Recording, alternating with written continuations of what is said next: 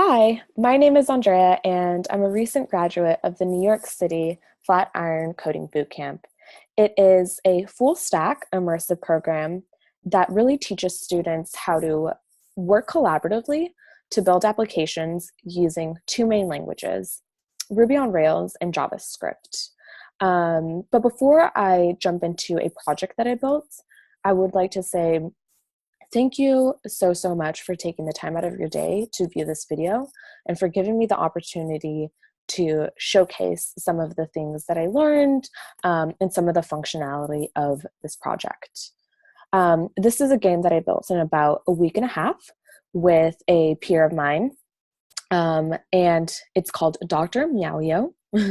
It's similar in concept to that of Tetris or like a Bejeweled, and it's a spin-off of another computer game called Dr. Mario.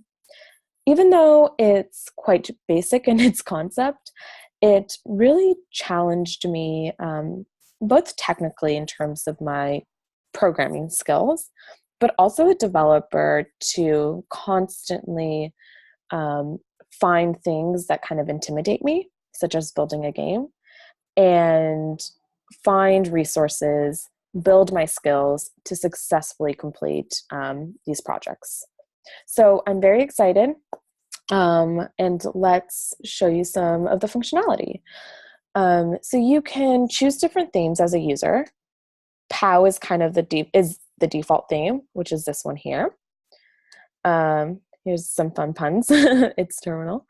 And I'm gonna talk through some of the tech stack as the game is running. So I press start and immediately the tiles start to fall. The front end was built using React.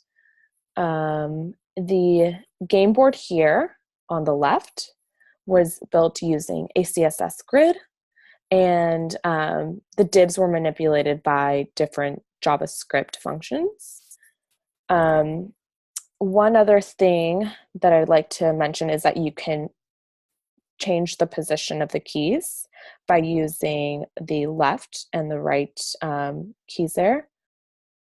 And you can actually speed up the position, how quickly the tiles fall down by continuously pressing the down key. So I'm going to show you what happens when you get 3 in a row, because that's actually how you increase your score. So once you get 3 similarly colored tiles in a row, they will actually disappear and your score will increase by 100 every time, as you saw here on the right. The backend was using a Ruby on Rails API. It's actually what stores the high scores, the users, and the different themes. And as I mentioned, this was a really fun game for me to build. It taught me how to think about how the user interacts with games, and just in general how applications are built. Here, I would like to show you one last thing, kind of when it ends, what happens. So we'll let the tiles kind of stack up, and boom, the game ends. So this is where different high scores would be displayed. But because I decided to play anonymously today, I'll just type in my initials, submit. You can reset, and it will go back, and you can continue to play.